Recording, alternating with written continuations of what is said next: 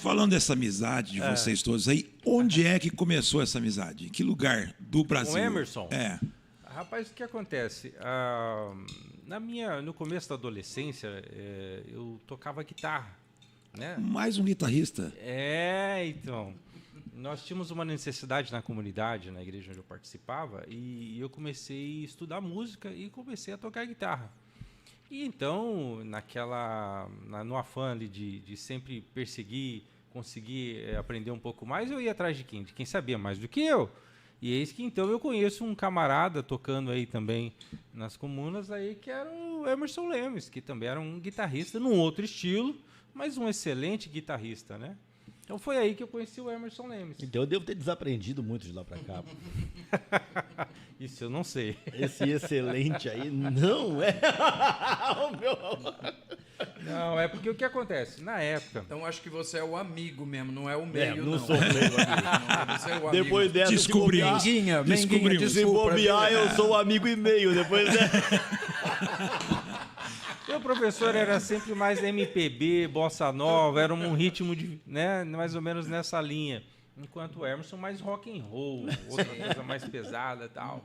E, enfim, ambos são bonitos, né? Cada um tem o seu momento, os estilos são adequados para cada determinado momento, ambiente, a hora. Às vezes no mesmo ambiente você tem os dois e os dois ficam tudo a ver. sim, se combinam bem, né? É verdade. Quando alguém me fala de música mais pesada, eu não sei porque eu lembro de violoncelo. O piano. O piano também. O Fat Family, né? Fat Family. Tuba, né? Aquele sopro gigantão. Assim. Mas foi daí, eu acho que eu tinha uns 15 anos mais ou menos. Ontem eu fiz 38. Quer dizer, ontem eu fiz 38, não, ontem eu fiz 48. 38 eu fiz mais um dia. Então faz uns 33 anos mais ou menos que eu conheço E a gente se conhece por aí. Olha aí. E você disse que dos você anos também é 80. aniversariante esse mês? Sim, fiz ontem, cara. Poxa vida. Então, no final desse programa, nós cantaremos um parabéns para o nosso amigo. Eita, coisa boa. Se o Paulo tinha dúvida da música, já não tem mais. Né? Parabéns para você. Agora. Uma música que todo mundo conhece. Mas foi assim, então, que eu tive o prazer de conhecer o Emerson, né? Que legal. E depois, com o passar do tempo, nós, além esses encontros ocasionais aí que nós tínhamos, nós passamos a estudar junto por Teve um período que nós estudamos um pouco juntos, estudando música juntos. E depois, acho que foi no aspecto profissional mesmo, né? Algumas vezes o Emerson depois me dava apoio na área previdenciária, contábil, e eu na área jurídica, imobiliária, enfim, nós fazendo esse bate-bola e estamos aí juntos até hoje. E você fez direito aonde?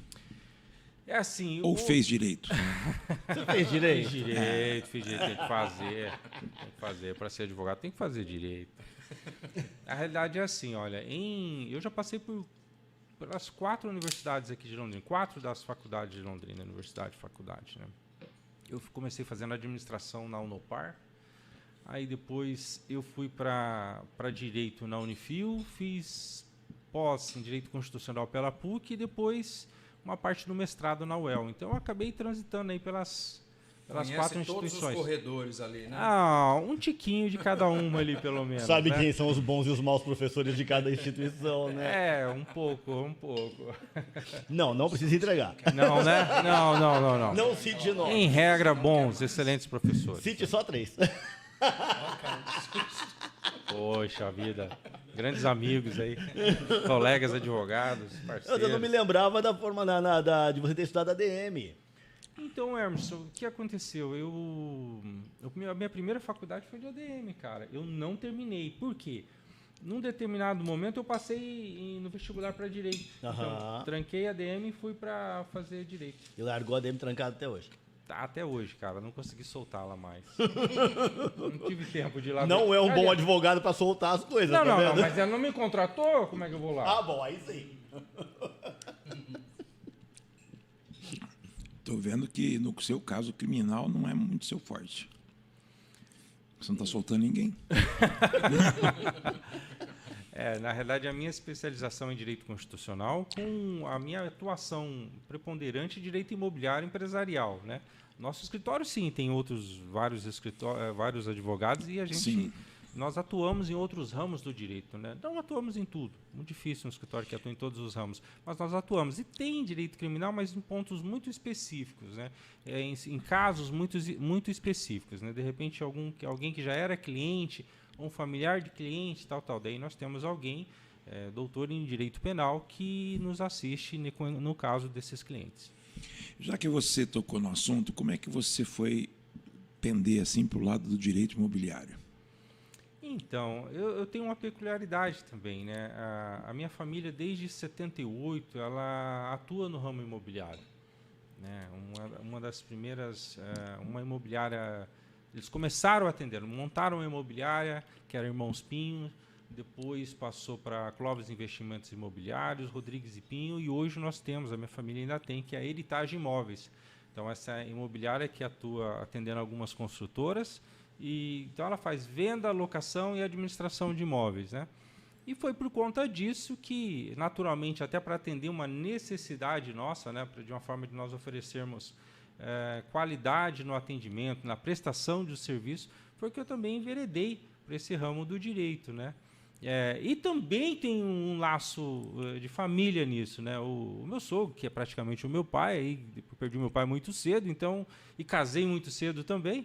Quer dizer, eu acho que eu queria ter casado antes, como eu digo para minha esposa, né? Mas eu entrei muito cedo para a família e ele também é advogado. Então, hoje, o meu sogro é advogado, meu cunhado é advogado, eu sou advogado, meu filho é advogado e tem uma nora advogado. Então, tem uma família de juristas, né, ali, sabe? Família perigosa, né? Esse monte de advogado. E o Emerson comentou aqui também que você tem um apelo também para o empreendedor de agronegócios. Ah, sim. Essa é uma paixão. Isso é paixão, né? É uma paixão. Lógico, é um negócio, mas especialmente é uma paixão, né? Porque eu digo, é aquele trabalho que você faz com alegria, com satisfação. Os outros dois também são, mas esse tem um plus, né? Esse contato com a natureza, esse momento de você estar lá junto, seja na parte pecuária, né, de você estar junto com o animal, seja um carneiro, um ovino, né, seja o gado, o boi, a vaca, ou seja na agricultura, né, plantando as diversas espécies, é algo que realmente traz muito prazer, né, que você vê ali desde nascer, né, a gestação, o nascimento, o crescimento, até o ponto, enfim, que você vê esse desdobramento, a produção de uma planta, é uma alegria realmente. Isso traz uma alegria para a alma, um prazer enorme, sabe? Realmente o agronegócio, o agro é algo que traz bastante satisfação para mim, realmente. E hoje você está mais envolvido em que atividade do agro? Então, hoje nós temos a agricultura, né? Hoje o nosso foco é em plantio e prestação de serviço no agro. Então, hoje eu tenho uma equipe, em todas elas, é impossível fazer. Imagina, uma atividade só é difícil, imagina 3 atividades você fazer sozinho, né? Ou você não vai fazer bem feito, ou você não tem como, né? E eu sou muito chato até nesse aspecto. A gente preza por realmente fazer o melhor. Então, em todas essas áreas, eu tenho equipes que trabalham comigo, onde nós cobramos e eles têm realmente produzido e entregado serviços assim de excelente qualidade. Então, no agro, além da área nossa, que nós fazemos o plantio, nós temos a prestação de serviço, onde nós fazemos plantio e colheita para o cliente. Então, às vezes a pessoa tem uma área, mas ele não tem o equipamento adequado, ele não tem a mão de obra especializada. Então, onde nós entramos, né, com equipamento de primeira linha e mão de obra também da melhor. Então, com isso você consegue trazer e fazer toda a diferença. Sabe por quê? Vou estender um pouquinho mais na conversa nesse ponto. Não, fica à vontade. O que acontece? Eu Tá vejo aqui muito pra assim, ó. Só para você Nós ter viemos uma para ideia. beber e você para contar a história. Então vamos lá. O que acontece? Hoje você produzir no Brasil é muito caro. Custa muito. Primeiro, a terra é muito cara. Nossa região é muito caro terra. Terra de plantio, mais caro ainda. Porque terra de pastagem é um preço, terra de plantio é mais caro ainda. Aí quando você começa a preparar tudo isso, você vai preparar a terra, você vai fazer o plantio, a semente é cara, o adubo tem um preço bastante considerável, aí vem todos os insumos, então você cuida de todas essas fases. Faz a aplicação, porque não é só plantar, jogar a semente e deixar lá. Não. Se você quer produzir bem, tempo, né? você tem que zelar, você tem que cuidar. Você tem que tirar as pragas invasoras, você tem que cuidar, passar os produtos, os insumos corretos ali para controlar não apenas as ervas daninhas, as ervas ou plantas invasoras, como também outros tipos de praga, que podem ser inseto, podem ser doenças, podem ser fungos, podem ser uma série de coisas.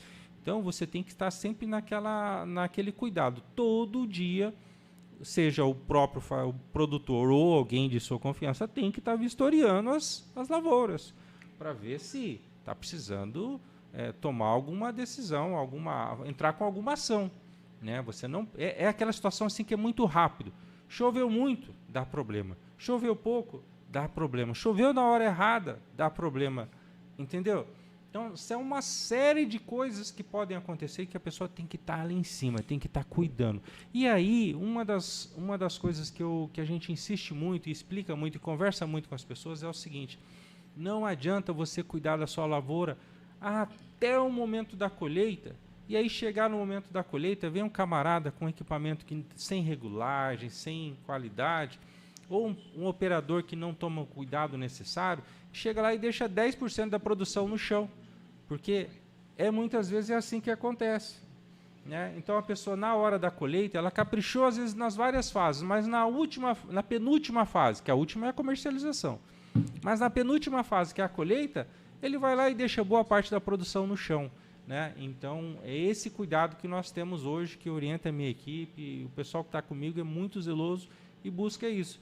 Justamente, não apenas o desperdício, mas aumentar a produtividade. Com isso, o produtor vai receber mais, a natureza vai ser melhor cuidada, enfim, vai produzir mais alimentos. Então, todos ganham com isso. Quando você consegue produzir mais com menor custo, que o custo foi o mesmo ali, se você consegue aumentar a produção, mas eu digo aumentar, que é tirar aquele produto e entregar lá no armazém, entregar na cooperativa, entregar para o comprador numa quantidade maior. Então, com isso vai fomentar, isso vai fazer com que nós tenhamos um mundo melhor.